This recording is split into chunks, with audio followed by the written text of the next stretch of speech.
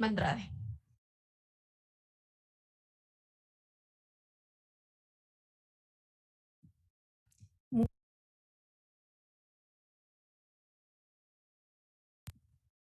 Aló, señora presidenta, solo quisiera que me informe si se escucha.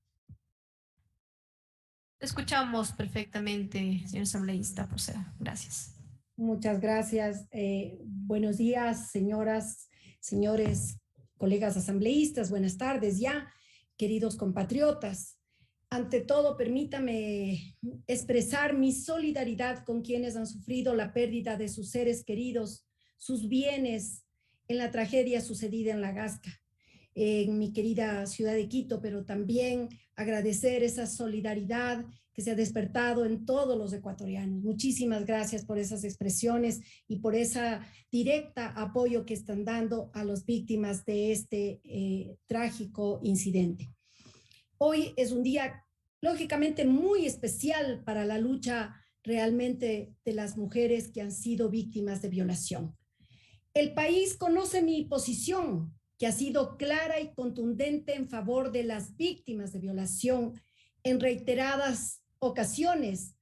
Y ustedes son testigos, colegas asambleístas, he presentado datos, cifras oficiales de diferentes organismos, llámese Fiscalía General del Estado, INEC y de varios organismos de derechos humanos, que son reveladores, que nos deben llamar a la conciencia, porque la violación es un problema de salud pública. Precisamente como se ha dicho en este pleno, debatimos hace 3 años democráticamente una propuesta que la impulsé, que la impulsamos. Y sí, se ha dicho también que estamos en otro momento. Así es. Hoy se ha reconocido la obligatoriedad de cumplir con el marco jurídico constitucional. Debemos tener claro, por tanto, que la Corte Constitucional es el más alto organismo de interpretación constitucional de conformidad como lo establece el artículo 436, número 1 de la Constitución. Compañeras y compañeros legisladores, les recuerdo que la Asamblea Nacional, a la Asamblea Nacional le corresponde la interpretación de la ley con el carácter de generalmente obligatorio. La Asamblea mal haría en ir contra de los dictámenes internacionales de organismos de derechos humanos y de nuestro propio órgano de control constitucional, que es la Corte Constitucional. Respeto como la que más el pensamiento de todos los legisladores, pero no podemos irnos en contra de la historia, en contra de la realidad social que vive la población ecuatoriana y sobre todo la que la sufren las mujeres violentadas en este país. La sentencia de la Corte Constitucional declara la inconstitucionalidad del numeral 2 del artículo 150 del COIP, desde los acápites 111 al 195 realiza un análisis jurídico amplio. Quiero referirme de manera pertinente para que no exista tanta manipulación como hoy en esta mañana y en este debate hemos podido escuchar, para que ustedes lo recojan, lo que establece la sentencia. Por eso voy a destacar lo más importante, que lo señala la sentencia de la Corte Constitucional que he hecho referencia. No es razonable hacer una distinción entre las mujeres violadas que tienen una discapacidad mental y las niñas y mujeres violadas que no tienen dicha condición. Todo trato diferenciado, no justificado, que menoscabe derechos fundamentales de las personas, constituye discriminación y es, por tanto, inconstitucional.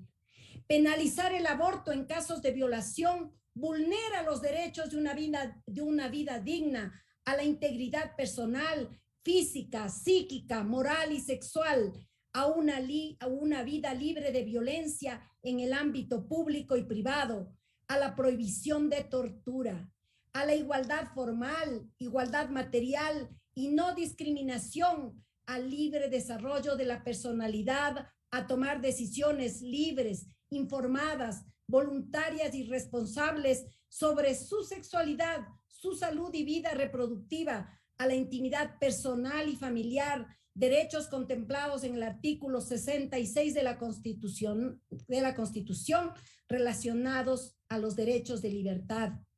Penalizar el aborto, además, desconoce varios tratados, observaciones y recomendaciones de diferentes organismos internacionales en materia de derechos humanos que forman parte del bloque de constitucionalidad.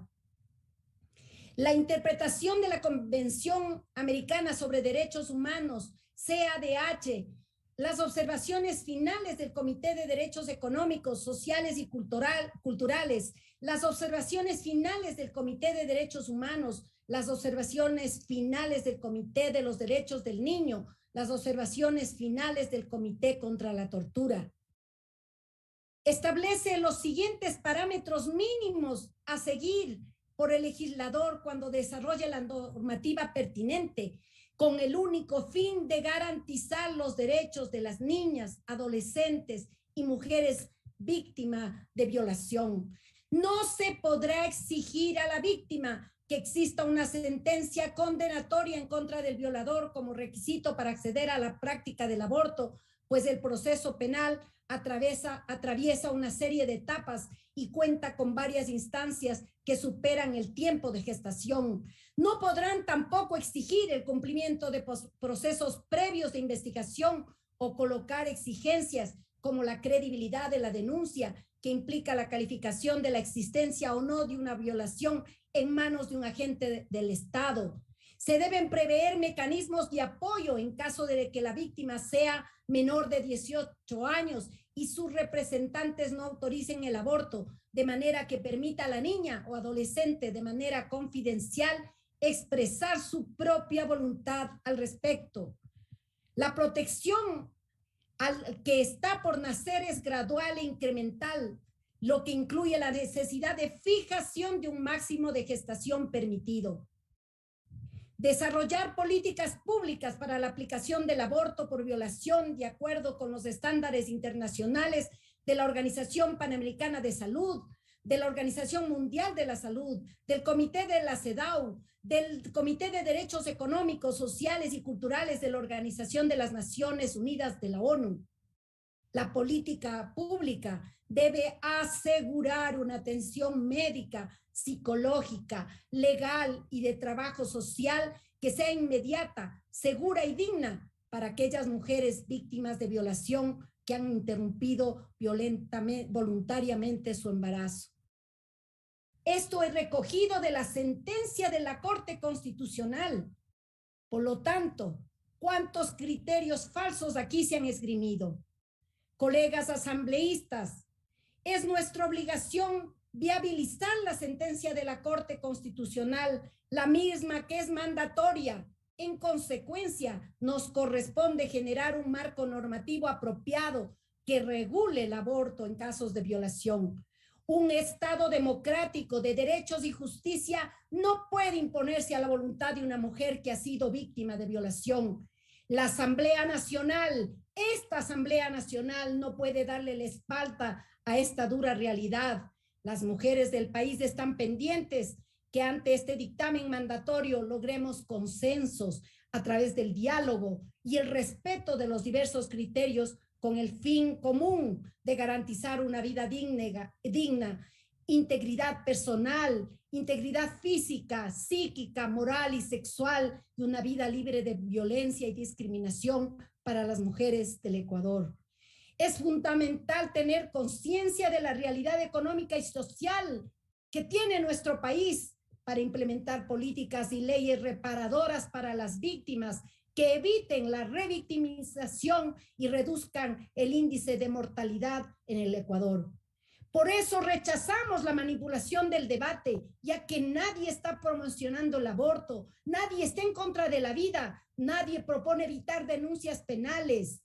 Aquí se ha dicho de manera dramática y nos han puesto a que pensemos en hechos claros que los conocemos, porque muchas de las que aquí estamos exponiendo somos madres, que pensemos en los nacituros. Quiero pedirles por un momento que imaginen a una niña perpetrada de manera cruel en su entorno familiar y cercano, y que producto de ese crimen quede embarazada. ¿Pueden asambleístas imaginar la transformación del cuerpo de una niña con un embarazo? ¿Pueden imaginarse? Claro que no, ninguno nos podremos imaginar, sino la víctima, la que la vive. El embarazo altera toda su fisiología. En el caso de las niñas, dicen los psicólogos que el embarazo interrumpe, a veces para siempre, la idea del futuro que ellas tienen, es decir, se destruye su proyecto de vida. Existen riesgos médicos asociados al embarazo de las niñas y aún en las adolescentes, la hipertensión, la anemia, el bajo peso al nacer, el parto prematuro, la nutrición insuficiente y otros que determinan elevación en los índices de mortalidad materna y de mortalidad infantil. Psicológicamente se alteran porque tienen que asumir el reto de desempeñar el rol de madres. Por un momento, quiero llamarles al imaginario de ver una niña, ser responsable. Un minuto, señora asambleísta. Gracias, señora presidenta. Responsable, digo, del cuidado, atención de un hijo cuando aún no está siquiera consolidada su formación y desarrollo. Mi llamado es, por tanto, a la conciencia de esta asamblea, que es fundamental por las víctimas de la violación, por las más vulnerables, por las niñas menores de 14 años, quienes han sido la razón de mi lucha y lo serán por siempre, quienes según los organismos de derechos humanos señalan claramente que no son embarazos, no son embarazadas, son violadas. Así debemos entender, son niñas, no madres. Por ellas hago un llamado a la Comisión de Justicia, que luego del análisis y posiciones en este debate puedan conciliar los puntos críticos para lograr el apoyo al informe de mayoría, porque el de minoría es desastroso.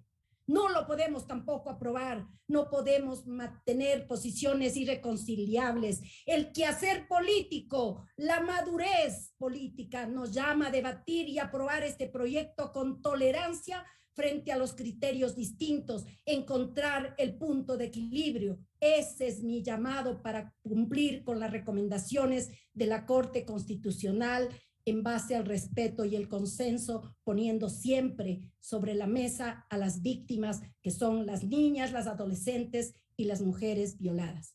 Gracias, colegas asambleístas, por su atención. Gracias, señora presidenta, por el uso de la palabra. Tiene la palabra la asambleísta Natalia Arias.